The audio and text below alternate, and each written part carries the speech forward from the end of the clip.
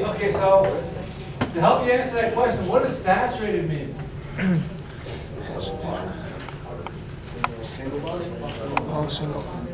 Okay, so if you have a saturated hydrocarbon,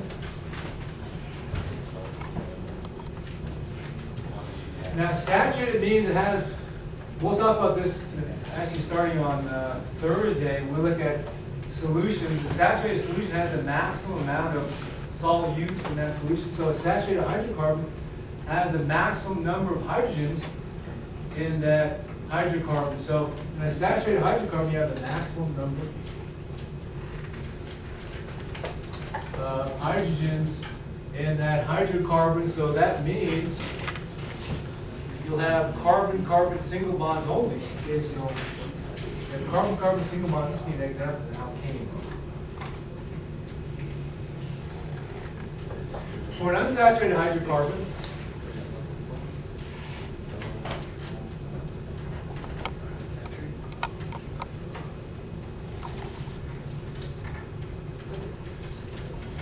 okay, so just like with an unsaturated solution, you don't have the maximum number of, you don't have the maximum amount of solute in that solution. For an unsaturated hydrocarbon, you have less than the maximum, okay, so less than the maximum number of hydrogens in that chain. So in this case here, yeah, this can, you have at least one carbon-carbon double bond in that chain. So if you have a carbon-carbon double bond, that's called a alkene. Okay, so getting back to question 1A. Locate the saturated fatty acid chain. So is it A or B or C? So who says it's A? Okay, who says it's B? Okay, who says it's C? Okay, so yes, you're right. So it's part A. So chain A is a saturated fat, so note that there's only carbon-carbon single bonds. There's the maximum hydrogens in this chain. The question 1B, locate the cis unsaturated fatty acid chain. So is it A or B or C? So you've eliminated A already. So is it B or C, the cis unsaturated fatty acid chain?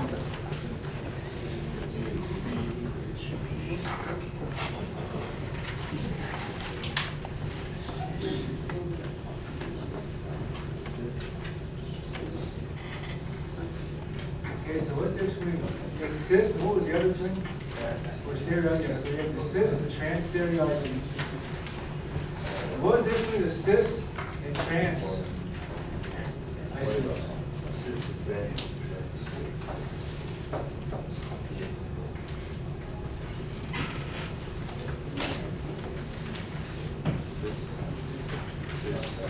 Okay, so what is between cis and trans? So cis has only 3 letters and trans has 4 letters. 5 letters. Okay, just like that. Yeah, so like Oscar said, so we're looking at cis. Okay, so there's your alkene. Okay, so if you have the hydrogen on the same side, and here's the rest of the bond I'll put it next to you. That's cis. And for trans, the hydrogens are on opposite sides. Okay, so for part B, the cis unsaturated fatty acid chain, is it B or C? So who says it's B? Who said that means the rest of you say it's C? Is that right? Okay, so we look at this structure here. Note that here is the carbon-carbon double bond in B. And note that what's bonded here? Yeah, hydrogen, what's bonded there?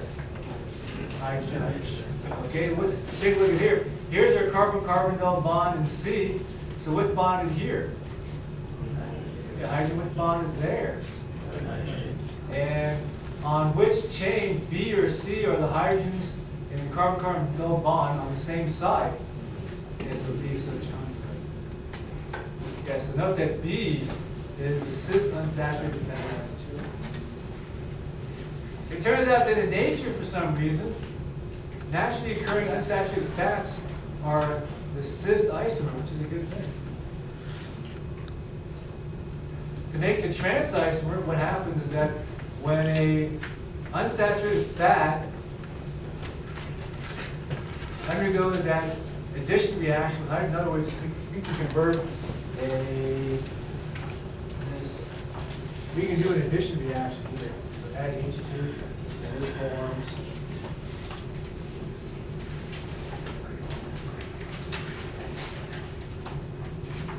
an alkene. So in other words, if you take a polyunsaturated fat and want to make, say, for example, a monounsaturated fat, it turns out that some of the cis isomers are converted to trans isomers. So that's actually how those trans fats are made. So you try to convert a polyunsaturated fat to a monounsaturated fat. Some of the cis alkenes are converted to trans. And one reason to do that is when you have a polyunsaturated fat. So let me write this down. Okay, so if you have a polyunsaturated fat,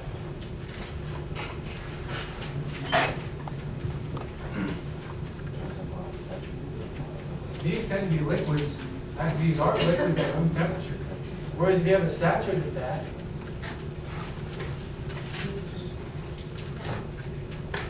these are solids at room temperature. Okay, so an example of saturated fat would be lard. Polyunsaturated fat, vegetable oil. Then one reason for converting a polyunsaturated fat to, say, a monounsaturated fat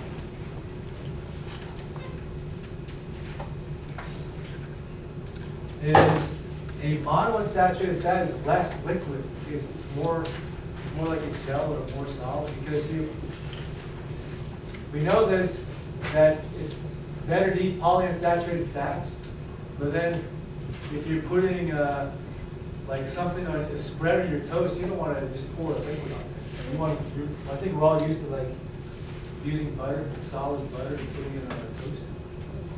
So that's why you can convert that's why food scientists will convert a polyunsaturated fat, which is liquid, to a monounsaturated one, which is more spreadable.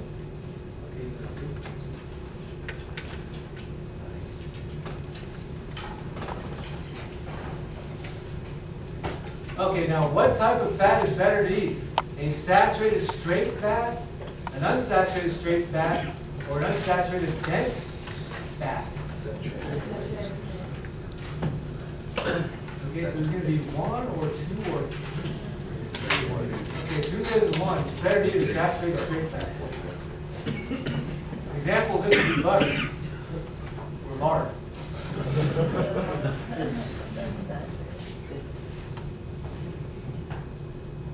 Who says better to eat an unsaturated straight fat? Now, is a straight fat, is that a cis or trans unsaturated fat? Yeah, so the straight one, this would be an example of a trans fat. So note that, look at the structure. Note that here's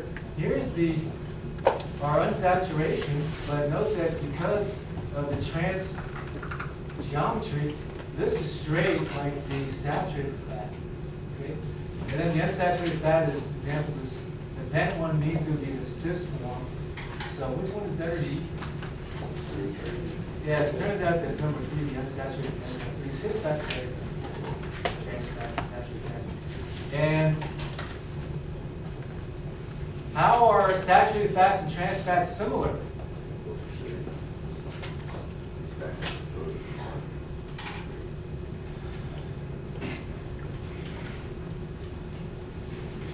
So in terms of shape, they're similar because they're both straight.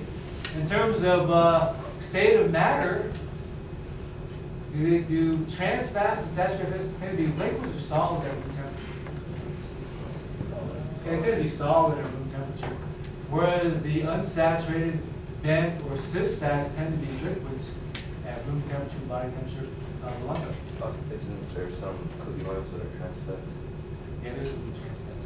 Yeah. But usually, if you, well, it turns out that these cooking oils, if you take a look at this website here, fatty acid composition for oil properties, it'll actually tell you the percentages of the composition of cooking oils in terms of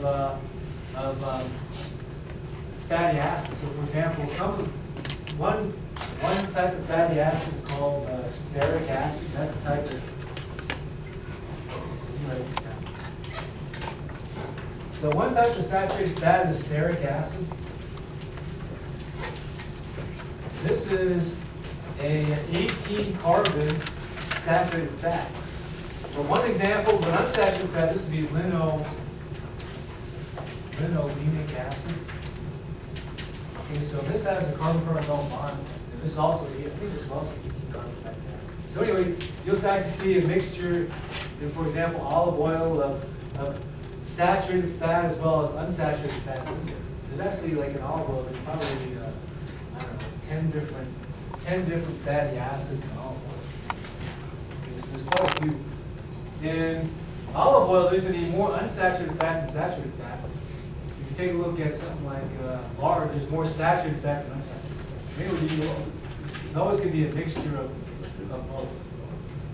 Okay, so in other words, you won't get one type of fat only, say vegetable oil. The other thing too is that usually fats refer to a solid and then oil is referred to a liquid. Okay, so when you hear fats, usually you think of saturated fats, oils, or poly or unsaturated fats.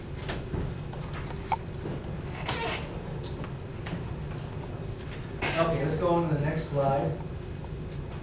Okay, DNA. You've heard these letters A, T, C, and G. What do those letters represent? Are they random letters that someone just decided to use? Are they based on separate DNA strands that pair together? Or are they the genetic code? So what do these letters represent in DNA? Is it A or B or C? So what do you guys think about that?